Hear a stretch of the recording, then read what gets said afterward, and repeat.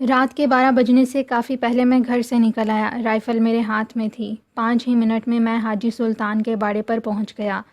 باڑے کے سامنے ذرا ہٹ کر ایک درخت تھا جس کا تنا اوپر جا کر 2 حصوں میں بٹ جاتا تھا۔ میں نے یہی جگہ سوچی ہوئی تھی۔ تھوڑی سی مشقت کے بعد میں درخت پر شاخوں کے درمیان جم کر بیٹھ گیا۔ باڑے میں گائے بیل بندھے ہوئے تھے۔ اس کی 4 دیواری خشک گھاس پھونس سے بنائی گئی تھی۔ اب انتظار کا عمل شروع تھا۔ بھائی صاحب نے یہی کہا تھا کہ 12 سوا 12 کے آس پاس چیتا آئے گا۔ شکر ہے اس رات چاند نکلا ہوا تھا اور ہر طرف روشنی چھائی ہوئی تھی۔ تھوڑی دیر کو جنگل کی سمت سے نرم نرم ہوا چلنے لگی۔ میں پوری طرح ہوشیار تھا۔ پھر وہی ہوا جس کی امید تھی۔ 12:15 کے قریب گھاس میں سرسراہٹ ہوئی اور ایک جوان چیتا نکل کر باڑے کے قریب آ گیا۔ چاندنی رات میں اس کی جلد چمک رہی تھی۔ 2 منٹ بعد وہ گھوم کر باڑے کے دروازے پر آ گیا۔ دروازہ لکڑیوں کا بنا ہوا تھا۔ اندر بیلوں نے ہلکے ہلکے ڈکارنا شروع کیا۔ یوں معلوم ہوتا تھا جیسے رسا توڑوا رہے ہوں۔ خونخوار جانور کی موجودگی انہوں نے بھی محسوس کر لی تھی۔ اب حال یہ تھا کہ چیتے کا منہ باڑے کی طرف اور پیٹھ میری طرف تھی۔ اس سے بہتر موقع شاید کوئی اور نہ ہوتا۔ میں نے اطمینان سے رائفل سیدھی کی، پورے اعتماد سے نشانہ باندھا اور گولی چلا دی۔ شاہ سوار ایک سرکس کے مالک کا نام تھا۔ اس کی سرکس ٹیم میں بڑے محنتی اور فنکار لوگ شامل تھے۔ اسی وجہ سے انہوں نے وادی ہزارہ میں مختلف جگہ پر اپنے کرتب دکھا کر خوب روپے کمائے۔ آج سے کوئی 1.5 ماہ پہلے یہ لوگ اپنا کام سمیٹ کر لاہور کی طرف جا رہے تھے۔ سرکس کا پورا سامان، ملازم، جانور اور فنکار وغیرہ گاڑیوں ٹرکوں پر سوار تھے۔ جب یہ لوگ ہمارے گاؤں والی سڑک سے گزرے تو ذرا دم لینے کو رک گئے۔ سرکس میں ایک چیتا بھی تھا جس کا نام نمیرو تھا۔ اسے شاہ سوار نے اس وقت خریدا تھا جب وہ 5 ماہ کا تھا، پھر پرورش کر کے بڑا کیا تھا۔ نمیرو شاہ سوار کے پالتو جانوروں جیسا تھا، لیکن تھا تو وہ بھی ایک حیوان ہی، اس لیے اسے فولادی پنجرے میں رکھا جاتا۔ شاہ سوار کا ملازم طالب حسین اس کی دیکھ بھال کرتا۔ نمیرو کو گوشت ڈالنے کے 2 اوقات تھے، یعنی صبح کے 12 بجے اور رات کے 12 بجے۔ گاڑیاں رکی تو چند فنکار چہل قدمی کے لیے نیچے اتر آئے۔ طالب حسین گوشت کے ٹکڑے بنا کر نمیرو کے پاس آیا اور پنجرا کھول کر تھال اندر رکھ دیا۔ اس روز پتہ نہیں کیا وجہ بنی کہ نمیرو نے آگے بڑھ کر طالب کے ہاتھ پر پنجہ مار دیا۔ وہ چیخ کر پیچھے ہٹا۔ شاہ سوار قریب کھڑا سگریٹ پی رہا تھا۔ اس نے صورتحال سمجھ لی اور پکار کر طالب سے کہا کہ وہ آگے نہ بڑھے۔ پھر وہ خود سامنے ہوا اور چیتے کو پچکارنا شروع کیا تاکہ وہ پنجرے کے اندر ہو جائے اور دروازہ بند کیا جا سکے۔ چیتا اس دوران دروازے کے درمیان آ چکا تھا۔ ہرے بھرے جنگل میں نہ جانے کیا کشش تھی کہ شاہ سوار کے روکنے کے باوجود وہ سامنے کے پتھر پر چڑھ کر جنگل کا نظارہ کرنے لگا۔ اس کے بعد کا منظر اس سے بھی حیرت انگیز تھا۔ نمیرو نے 2 چھلانگیں لگائیں اور دوڑتا ہوا درختوں میں غائب ہو گیا۔ تمام لوگ ہکا بکا رہ گئے۔ شاہ سوار بدحواس ہو گیا۔ غصے میں وہ ملازموں کو کوسنے لگا۔ کسی کی کچھ سمجھ میں نہیں آ رہا تھا کہ کیا کیا جائے۔ چیتا بھاگ چکا تھا اور کسی میں اتنی ہمت نہیں تھی کہ اس کے پیچھے جنگل جائے، اور اگر کوئی چلا بھی جاتا تو یہ لوگ تربیت یافتہ شکاری نہیں تھے، اس لیے جانور کو اس کے ماحول سے کھینچ کر پنجرے میں لانا ان کے بس میں نہیں تھا۔ اس دن پورا دن وہاں ضائع کر کے یہ لوگ نامراد ہو کر لاہور گئے۔ 2 دن بعد شاہ سوار ہمارے گاؤں آیا اور لوگوں کو چیتے کے بارے میں بتایا۔ لوگوں کو اس کی باتیں مذاق معلوم ہوئیں، لیکن 1 ہفتے بعد جب نمیرو نے پالتو جانوروں پر حملے شروع کیے تو سب کو یقین آ گیا کہ اوپر کے جنگل میں کوئی خطرناک جانور آ چکا ہے۔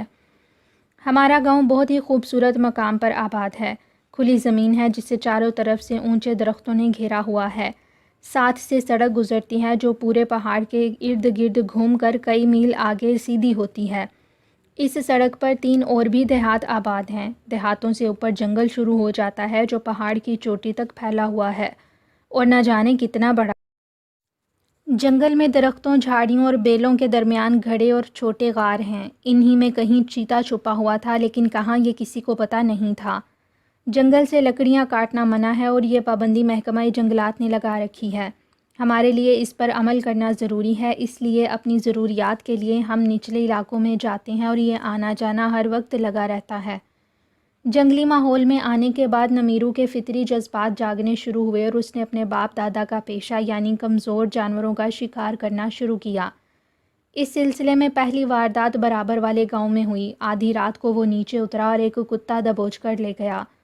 کتے کے مالک نے چیتے کی غراہٹ اور کتے کی بھونک سنی، لیکن جتنی دیر تک وہ روشنی کا انتظام کر کے پیچھے کے باغ میں پہنچا، چیتا کتے کو لے کر جا چکا تھا۔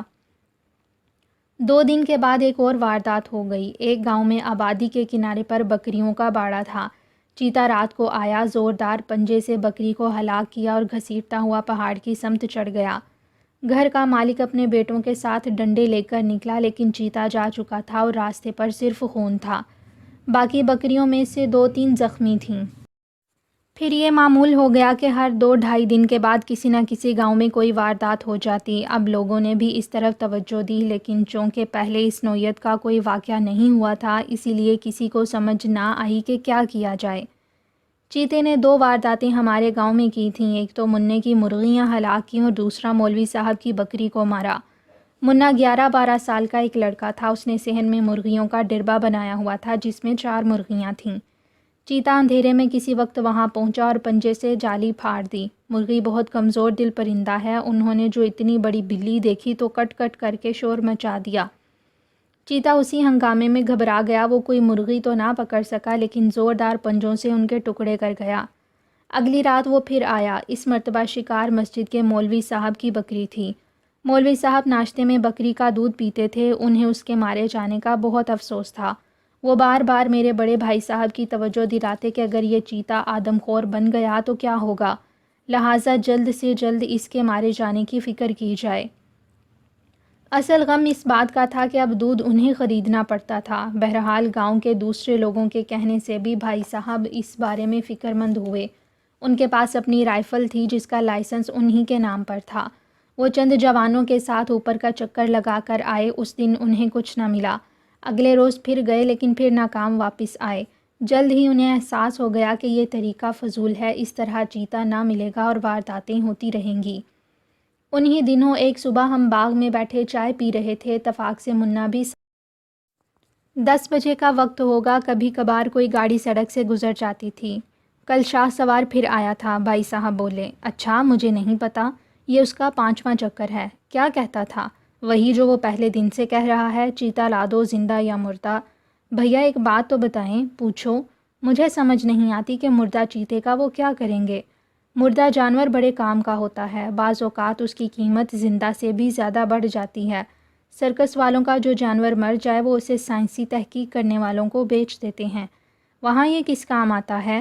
یورپ کی ترقی کا راز ہی ریسرچ ہے۔ چیتوں کی کھال، بال، گوشت، چربی، حتیٰ کہ ناخنوں تک پر تحقیق ہوتی ہے، اسی لیے وہ آپ کے پیچھے پڑا ہوا ہے۔ بالکل یہی بات ہے، اور یہ چیتا بھی تو بڑا چالاک، ہمیشہ مقام بدل کر شکار کرتا ہے۔ میرے خیال میں ایسا نہیں، بلکہ قدرت نے بنایا ہی اس جانور کو بڑا تیز ترار اور چست ہے۔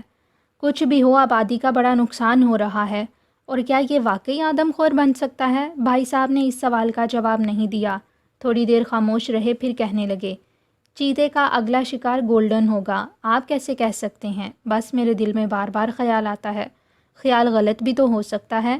نہیں، تم نے غور نہیں کیا، چیتا چھوٹے قد ہی کے جانوروں پر حملہ کرتا ہے۔ گولڈن حاجی سلطان کی گائے کے بچھڑے کا نام تھا۔ اس کا رنگ سنہرا بھورا تھا، اس لیے سب اسے گولڈن کہتے تھے۔ بہت خوبصورت تھا وہ۔ ابھی گاؤں میں بکریاں ختم نہیں ہوئیں، میں نے کہا۔ ہو چکی ہیں۔ 5 گھروں میں بکریاں باقی تھیں۔ چیتے سے بچنے کے لیے انہوں نے اپنے عزیزوں کے ہاں نیچے کے علاقوں میں بھجوا دیں۔ تو اس طرح کیا وہ محفوظ ہو جائیں گی؟ بالکل بچ جائیں گی۔ تم نے دیکھا نہیں، چیتا ہمارے 4 دیہاتوں کے علاوہ اور کہیں حملہ نہیں کرتا، اور مجھے تو یہ بھی پتا ہے کہ وہ کب ہمارے گاؤں میں آئے گا۔ بتائیں کب آئے گا؟ آج یا کل رات؟ آپ کو مستقبل کی باتوں کا علم رہتا ہے؟ میرے لہجے میں مذاق تھا۔ نہیں، بالکل نہیں۔ تو پھر کیسے؟ چیتے نے آخری شکار 2 دن پہلے خانوں والے گاؤں میں کیا تھا۔ ایک بکری کا گوشت زیادہ سے زیادہ 1.5-2 دن کام آتا ہے، پھر گل سڑ جاتا ہے۔ خانوں والے گاؤں کے سب سے قریب ہمارا گاؤں ہے، لہٰذا آج یا کل رات وہ یہاں آئے گا، اور لگتا ہے اس مرتبہ گولڈن نشانہ بنے گا۔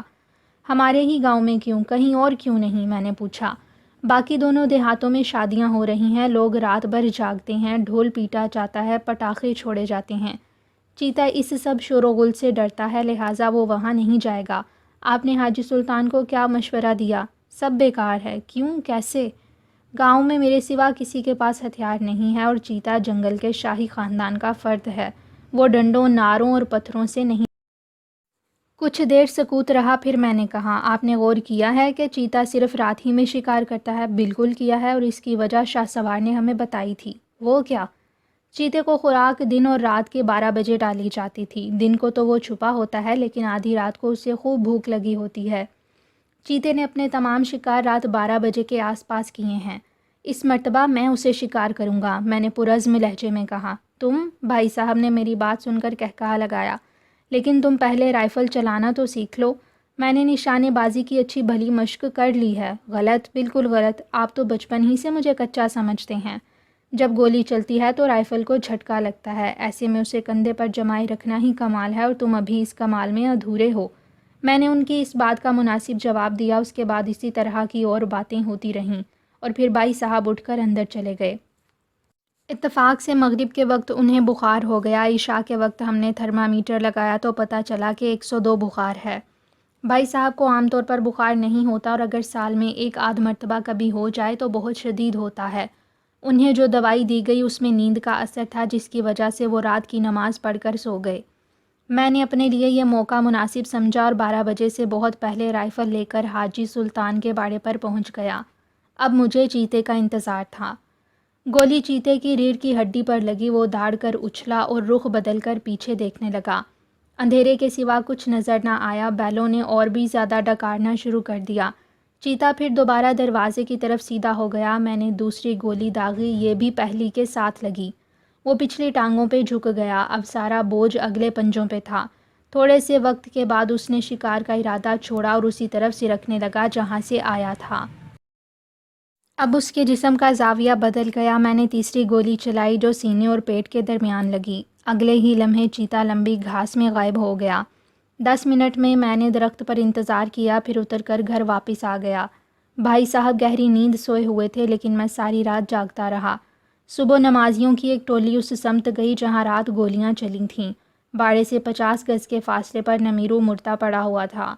گاؤں والوں کو خونی درندے سے نجات مل چکی تھی۔ سب نے میری بہادری کی تعریف کی، لیکن بھائی صاحب مجھ سے ناراض ہو گئے۔ ان کے خیال میں نے 2 غلطیاں کی تھیں۔ ایک تو یہ کہ چھوٹے درخت پر چیتے کا انتظار نہیں کرنا چاہیے تھا۔ چیتا 2 چھلانگوں میں وہاں تک پہنچ سکتا تھا۔ دوسری یہ کہ صبح ہونے سے پہلے زمین پر نہیں آنا چاہیے تھا۔ یہ چیتے کی کوئی چال بھی ہو سکتی تھی کہ وہ گھاس میں چھپ کر اپنے دشمن کا انتظار کرے۔ ایسی صورت میں آپ کو یہ کہانی سنانے کے لیے باقی نہ رہتا۔ بہرحال بھائی صاحب کی ناراضگی اس وقت دور ہو گئی جب انہیں شاہ سوار کے ہاتھوں نوٹوں کی گڈی ملی، اور میری خوشی اس وقت دوبالا ہو گئی جب مجھے ان کے ہاتھوں 5000 کا نوٹ ملا۔